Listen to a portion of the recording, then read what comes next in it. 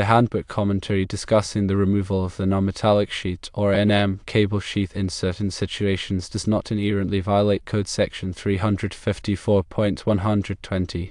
It's crucial to understand the context in which this removal is permitted and the corresponding requirements for conductor identification. Code Section 354.120 pertains to the marking of enclosed conductors or cables. It mandates that these conductors and cables must be marked in accordance with 310.11. So, while the sheath itself may be removed, the individual conductors within the raceway must still adhere to the marking requirements outlined in 310.11. Now, let's delve into 310.11. This section specifies the required information that must be marked on all conductors and cables. Firstly, the maximum rated voltage must be indicated.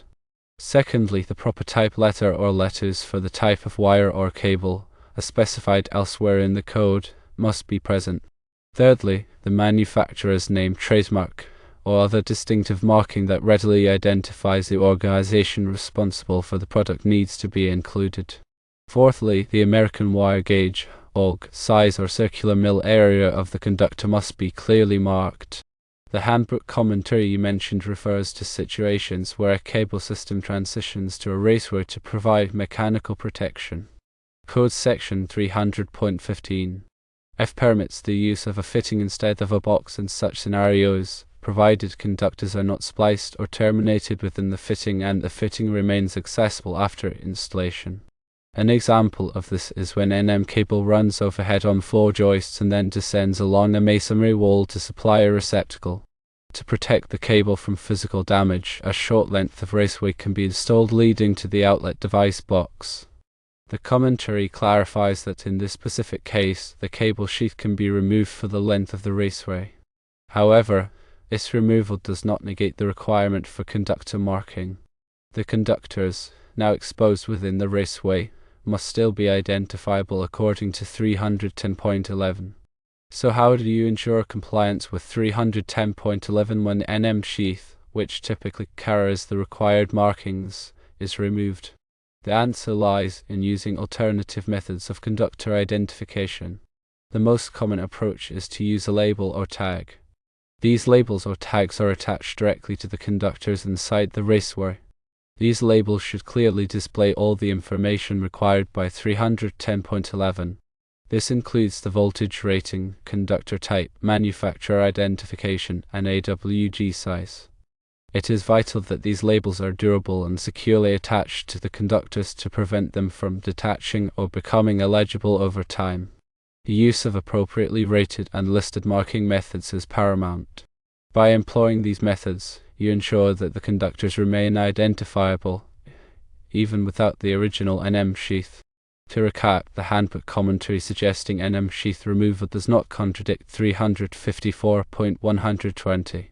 The key is that the conductors themselves must still be marked in accordance with 310.11, which can be achieved through the use of labels or tags.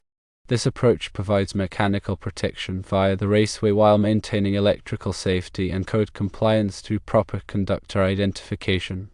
Let's consider some additional points. The type of raceway used for protection is also important. Common choices include electrical metallic tubing or rigid metal conduit (RMC) and non-metallic options like rigid polyvinyl chloride conduit (PVC). The selection often depends on the specific environment and the level of physical protection needed. For example, in areas subject to significant impact or abrasion, RMC might be the preferred choice. Ensure the raceway is properly sized to accommodate the conductors without exceeding fill limits. Overfilled raceways can lead to overheating and insulation damage. Furthermore, appropriate fittings must be used to connect the raceway to the outlet box or other enclosures.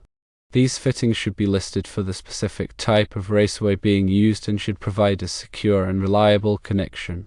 When using a fitting instead of a box is permitted by 300.15. F. Ensure the fitting is identified for this purpose. The fitting must be accessible after installation to allow for inspection and maintenance. This accessibility requirement is crucial. Consider the environment where the installation is taking place. In damp or wet locations, use conductors and raceways that are specifically listed for those environments. Pay close attention to the temperature rating of the conductors. Conductors have a maximum operating temperature, and exceeding this temperature can degrade the insulation and lead to failures. Ensure the conductors are sized appropriately for the intended load. Undersized conductors can overheat and pose a fire hazard. Always consult the appropriate capacity tables in the National Electrical Code (NEC) to determine the correct conductor size. Properly support the raceway to prevent sagging or damage. The NEC specifies the maximum spacing between supports for different types of raceway. Ensure the supports are securely fastened to the building structure. Use appropriate grounding and bonding techniques. Grounding and bonding are essential for electrical safety. Follow the requirements in the NEC for grounding conductors and bonding metal enclosures. Consider the potential for corrosion.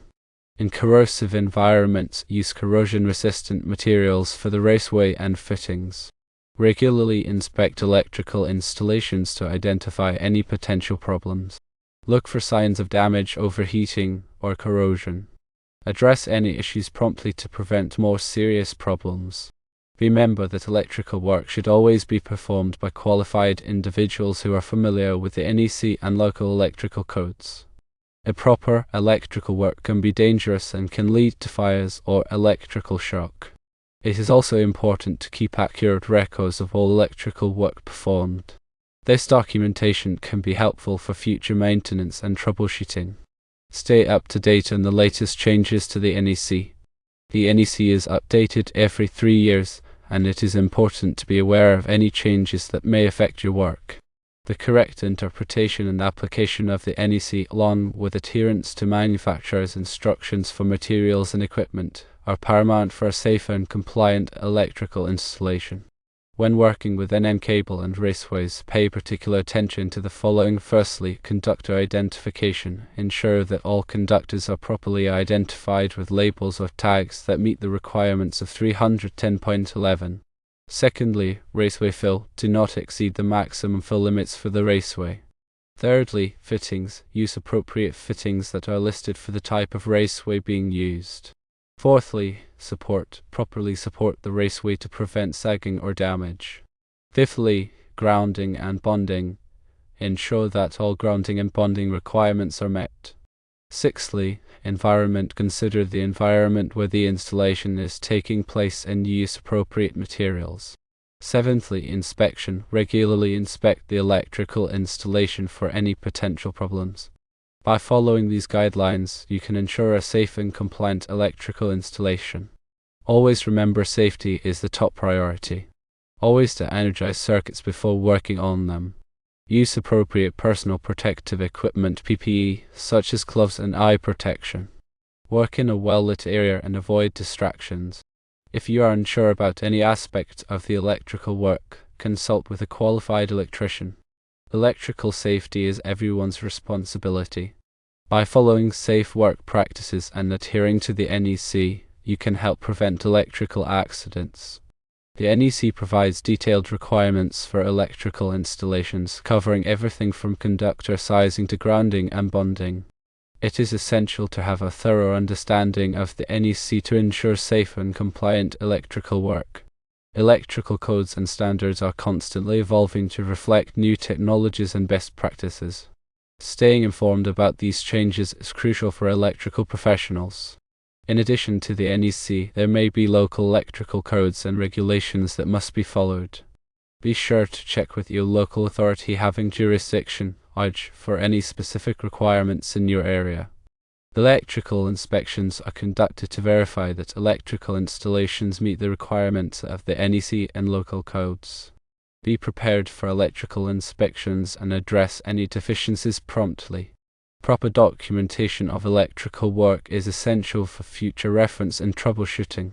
Keep accurate records of all electrical installations, including wiring diagrams, equipment specifications, and inspection reports.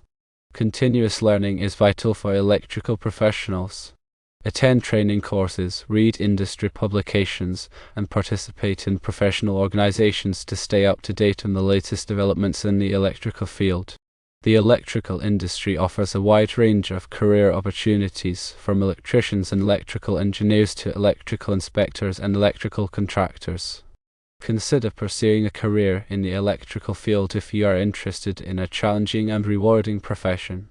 Electrical work is essential for modern society, providing the power we need to operate our homes, businesses, and industries. The electrical industry is constantly evolving, driven by innovation and the need for sustainable energy solutions. As an electrical professional, you can play a vital role in shaping the future of energy. Keep safety in mind.